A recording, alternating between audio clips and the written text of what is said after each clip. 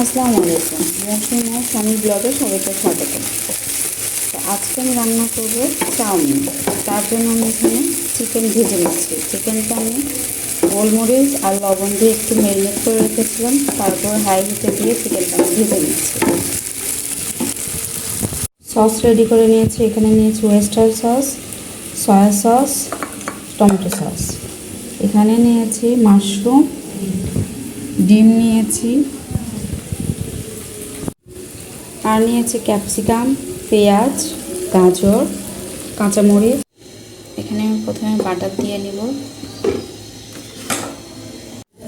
দিব আদা কুচি আর রসুন কুচি। এগুলো আমি কিছুটা আগে ভেজে নিব বাটারের মধ্যে।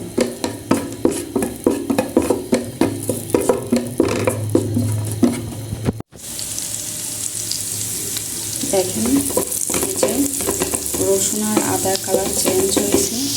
এখন এর ভিতরে দিব গাজর।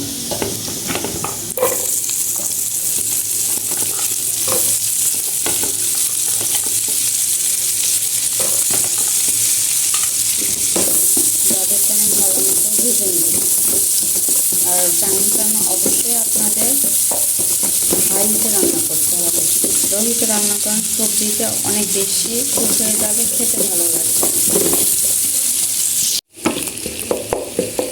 কিছুক্ষণ গাজর ভেজে নেওয়ার পরে দিয়েছি পেঁয়াজ আর মাশরুম।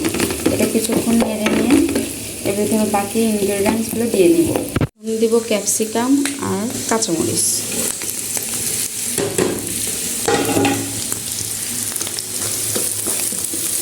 ক্যাপসিকাম দেওয়ার পরে আপনার রান্নাটা বেশিক্ষণ করা যাবে না, কারণ ক্যাপসিকামটা তাড়াতাড়ি সিদ্ধ হয়ে যায়।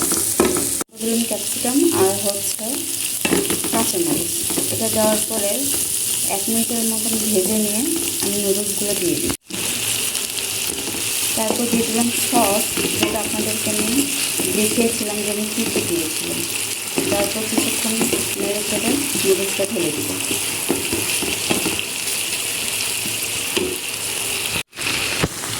আচ্ছা দেখুন, নুডলস দিয়েছি, ভেজে রাখা চিকেন আর ভেজে রাখা ডিম দিয়ে আমি ভালো মতো মিক্স করে নামিয়ে ফেলব।